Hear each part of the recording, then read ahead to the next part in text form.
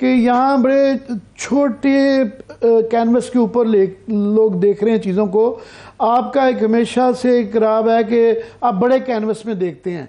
तो आपसे हम इस सारे जो पाकिस्तान के मामला सियासी दाखिली मसाइल हैं इसको इंटरनेशनल और रीजनल पर्सपेक्टिव में भी देखेंगे, पर पहले ज़रा नेशनल पे आ जाएं कि इस वक्त जो वो कहते हैं ना daggers are drawn lines are clear, तो ये एक सियासी मुखालफत और जो है अदालती तनाज़े से ज़्यादा एक जंग का माहौल बन गया है।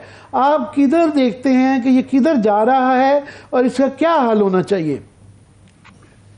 थैंक यू जी। और आपकी बिल्कुल जो आपने तज्जिया किया मैं उससे 100% इत्तफाक करता हूँ।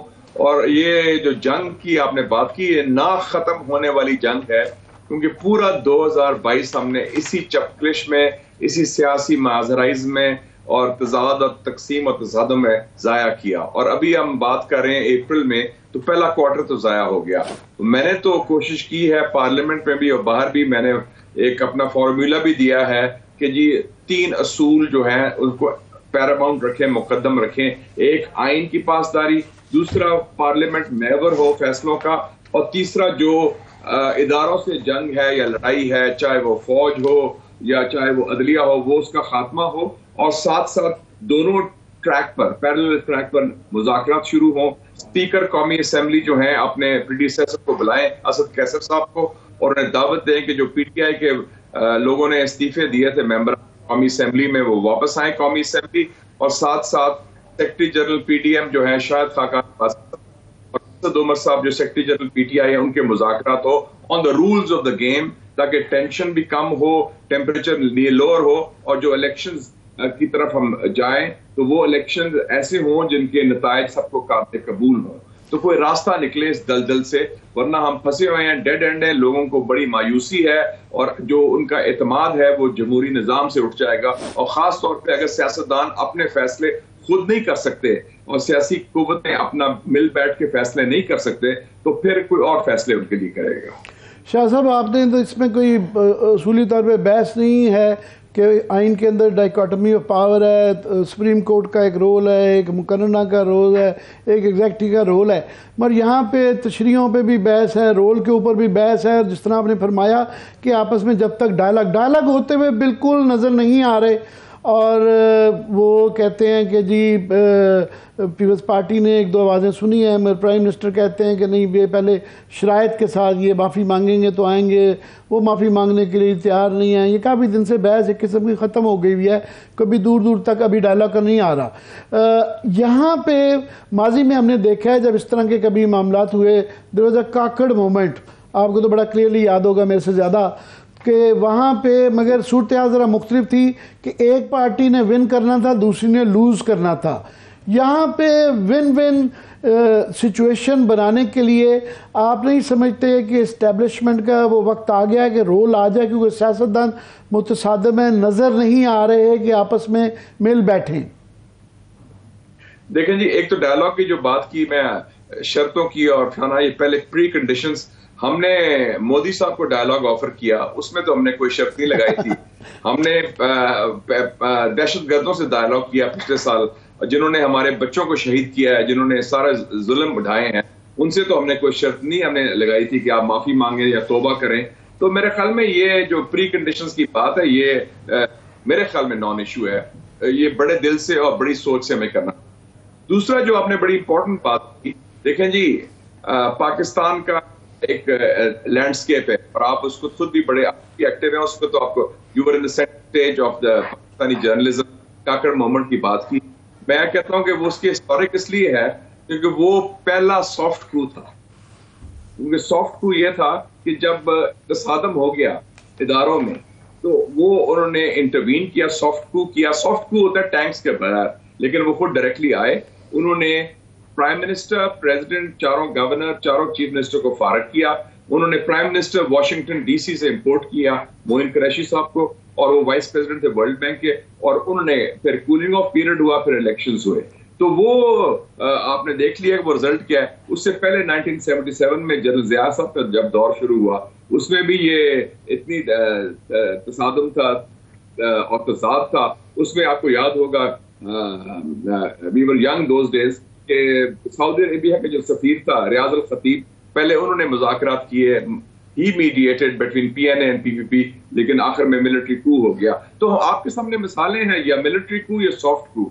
अगर ये मसले हल नहीं होंगे, अगर सियासतदान मिल बैठ के नहीं होंगे, डेडलॉक कंटिन्यू करेगा, शायद मैशी बहरान है, economic crisis, political crisis, constitutional crisis, दहशतगर्दी का फिर सर उठाना, तो देन आपको पता है कि फिर क्या रिजल्ट होगा। कोई नई बात, कोई रॉकेट साइंस नहीं है, उसके नतायज वही होंगे जो माजी में हुए हैं, और फिर बाद में हम रोएंगे कि जमहूरियत को बहाल करें और ये करें वो करें, लेकिन सब फारग हो जाएंगे। There will be no win win in that situation. Shah sahab, वहाँ पे तो वो क्लियरली ये कहा जा रहा है और ये गवर्नमेंट कह रही है, वरना नॉर्मली माजी के अंदर ये अपोजिशन कहती होती थी कि जनाब ये अक्टूबर में भी इलेक्शन नहीं हो जाए, कुछ भी, जिसका मतलब क्लियरली आता है कि उनको कोई एतराज़ नहीं है। जो खदशात आप जिनका इजहार कर रहे हैं, और हम सब भी परेशान हैं उस पर कि हमने माजी में देखा है कि उसका नतीजा कभी भी अच्छा नहीं रहा।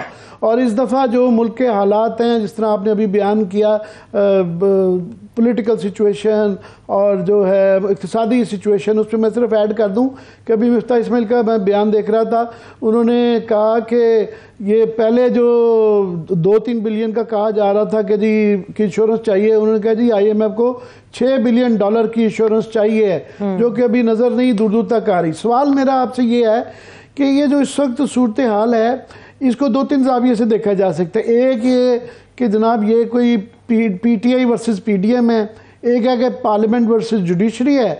मेरा ज़ाती ख्याल है कि ये इस वक्त एस्टैब्लिशमेंट वर्सेस जुडिशरी है। आप इसको कैसे देख रहे हैं? देखिए जी, पहले तो मैं समझता हूँ कि एक जमाने में एस्टेब्लिशमेंट जो हम कहते थे, और मैंने एक दफा डेफिनेशन भी दी थी एस्टेब्लिशमेंट की, एक आर्टिकल में मैंने मुझे याद है मैं आपका पुराना कारी हूँ, और वो इसलिए आज की जनरेशन को नहीं याद होगी, मुझे याद है। और मरहूम स्टीफन कोहेन ने कहा था, उसने अपने किताब जो आइडिया ऑफ पाकिस्तान में सपोर्ट भी किया कि ये बेहतरीन डेफिनेशन है एस्टेब्लिशमेंट की। इस वक्त कोई एस्टेब्लिशमेंट नहीं है। एस्टेब्लिशमेंट में आती है जुडिशरी भी, एस्टेब्लिशमेंट में आती है ब्यूरोक्रेसी भी स्ट्रांग, और एस्टेब्लिशमेंट के जो आलाकार होते हैं या एलाइज होते हैं, उसमें मीडिया मोगल्स, आप लोग भी, और बिजनेस बैरन्स। इस वक्त मामला डिफरेंट हुआ है। मुझे किसी ने, अमेरिकन जर्नलिस्ट आया था पिछले दिनों, ने कहा, tell me senator, who is running the show, I am very confused, who is in charge? मैं कहा नोबडी। कहते what do you mean nobody? मैं कहा देयर आर 5 पावर सेंटर्स। मैं कहा इस्लामाबाद में चीफ जस्टिस, रावलपिंडी में chief of army staff, Karachi में आसिफ अली जरदारी, लंदन में मियां नवाज शरीफ, और लाहौर में इमरान खान। मैं कहा ये सारा जो 5 पावर सेंटर्स है, इनके दरमियान सारी कशमकश चल रही है, और they are the ones who can influence the decisions and they are the ones who can present a way forward. तो वो जो मोनोलिथिक एस्टेब्लिशमेंट थी वो नहीं है, लेकिन बुनियादी बात आमिर साहब है कि अगर सियासतदान, हम लोग अपने मसले खुद हल करने की सलाहियत रखें, तो कोई एस्टेब्लिशमेंट, कोई और इदारा, कोई बैरूनी कुव्वत, कोई उसमें मुदाखलत नहीं कर सकती, अगर हम में हिम्मत हो, सलाहियत हो, कैपेसिटी हो कि हम वो फैसले कर सके।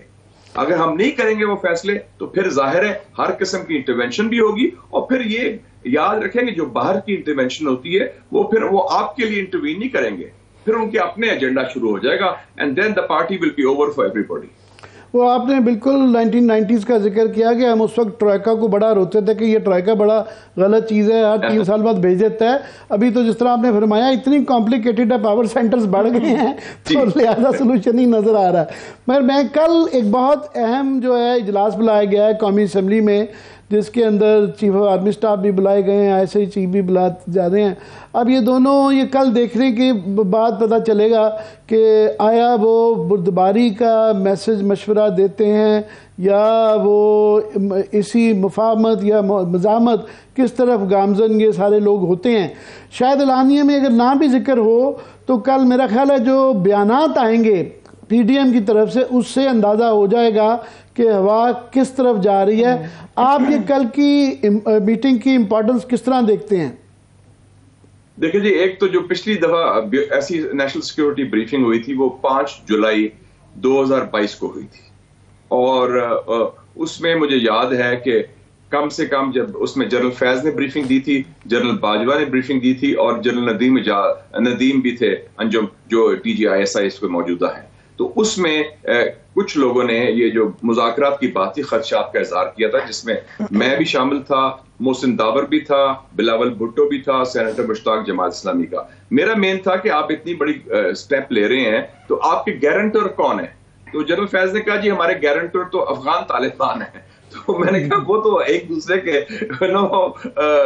फर्स्ट कजन है ideologically, they are two sides of the same coin. जो इस वक्त है अफगान तालिबान या दूसरे जो पाकिस्तानी तालिबान है। तो उस हवाले से मोहसिन दावर ने तो ओपनली अपोज की थी टॉक्स, और बिलावल भुट्टो ने भी बड़े खदशात का इजहार किया था।